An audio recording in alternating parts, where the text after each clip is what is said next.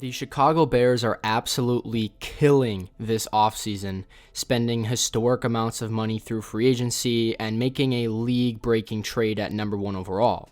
There is plenty of praise to go around the league with different teams making impactful signings and impactful trades, but I would argue no team has done more to improve the state of their roster and improve their team's future than the Chicago Bears this last month of the year. While the team is certainly not even close to being complete, this team is finally starting to put some pieces together, making the Bears a real legit team again.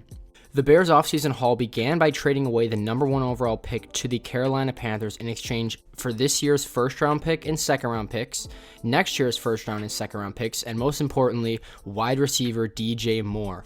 I absolutely love this trade for the Bears for several reasons. Number 1 of which is the Bears were able to trade out of a pick that they didn't really need in the first place.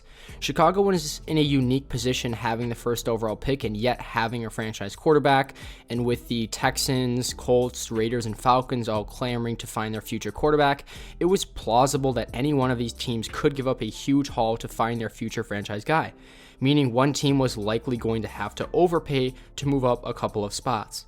I don't think Carolina necessarily got a bad deal in terms of their draft compensation, but the Bears certainly got a king's ransom. The other reason I love this move is because the Bears acquired wide receiver DJ Moore, who is a legit number 1 receiver with plenty of traits that pair well with Justin Fields. Moore is a separation type of receiver with really nice run after the catch ability, and the fact that the Bears were able to acquire such high draft capital and a legit number 1 receiver gives Fields a really nice solid core of weapons between Darnell Mooney, Chase Claypool, Cole Kmet, and whoever else that they can add. Not only is Moore a great player, but trading for him also ensures the Bears don't have to take a receiver in the first or second round, which I love because the Bears still have a lot of other needs on the roster more important than a receiver. They need offensive line, they need defensive line, they need some secondary help. After the big trade and free agency had opened up, the Bears made a couple of huge splash signings, starting at inside linebacker with Tremaine Edmunds and TJ Edwards. Both of these players are plug-and-play starters that instantly make the Bears' defense multitudes better. Edmunds signed a 4-year, $72 million contract with $50 million guaranteed, which is certainly a lot of money, but Edmunds is a great player who's coming off of a career year with the Buffalo Bills. Edmunds has a rare size, athletic profile, and he can fly from sideline to sideline and is a perfect scheme fit for the Bears who want to run that 4-3 Indianapolis-style defense. He's only 24 years old and earned a career-high 79.0 PFF grade and a 88.1 coverage grade last season, both near the very top of the NFL. The Bears also added TJ Edwards of the Philadelphia Eagles, which looks to be perhaps the best value add of free agency, signing a really cheap 3-year, $19.5 million contract. Edwards in a lot of ways is the inverse of Edmunds. While Edmunds is uber athletic and a high draft pick, Edwards was a former undrafted free agent, largely because he's not a great athlete. Despite his athletic limitations, however, Edwards has gotten better in every role he's played on the Eagles, and he played like one of the best linebackers in the game last season and was a key contributor to that Super Bowl defense.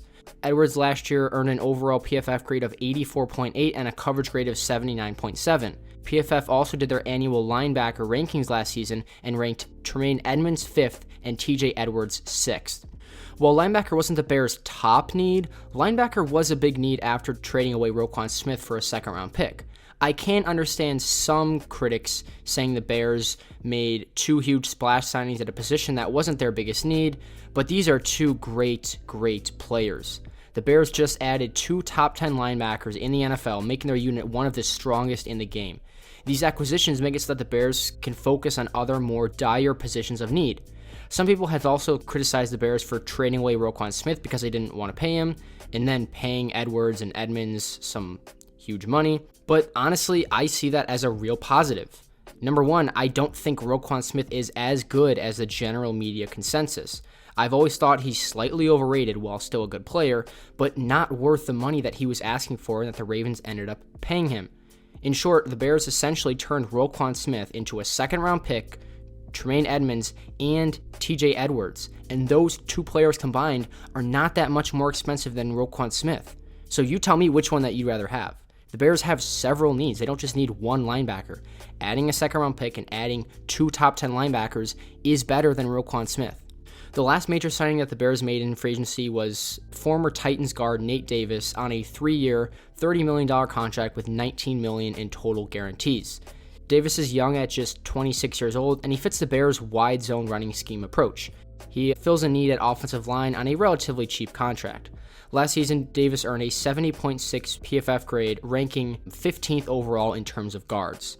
The Bears also signed some defensive linemen I'm less crazy about, including another former Titan, DeMarcus Walker, to a 3-year, $21 million contract. While the defensive line is their biggest need, and I appreciate the Bears at least trying to add somebody, Walker is an undersized interior lineman who can play both edge and inside, but is not an every down type of dominant player. His sack numbers are decent, but slightly inflated as his pressures just don't really align with that. I'm just not crazy about the move, and the defensive line is still a huge need after this and the Andrew Billings signing, and should not stop the Bears from targeting this position high in the draft. The last couple of signings I'll mention were running back Donta Foreman of the Panthers and tight end Robert Tonyan from the Packers. Foreman is coming off of a really good season after Christian McCaffrey was traded, rushing for over 900 yards on 4.5 yards per carry. He's a powerful, efficient runner to pair with Khalil Herbert and should be a running back by committee. Robert Tonyan, on the other hand, is a good tight end too with some upside, but isn't some just crazy impactful player. Cole Kmet is the full-time starter, but they do run a lot of 2 tight end sets, so Tonyan will get a little bit of action. He's a couple of years removed from his big season in 2020 when he caught a bunch of touchdowns. That's probably not going to happen again, but it's not going to hurt this team overall, and I like the moves in general. So I love all the moves that the Chicago Bears have made, and if they can cap this off with a good NFL draft, sitting at number 9 and having multiple second-round picks, I think this could go down as a historic offseason. So definitely let me know what you guys think down in the comment section below. If you like the moves, which one you didn't, and who you think they should target in the draft. Like and subscribe. It's the easiest way to support the channel, and I will see you all in the next video.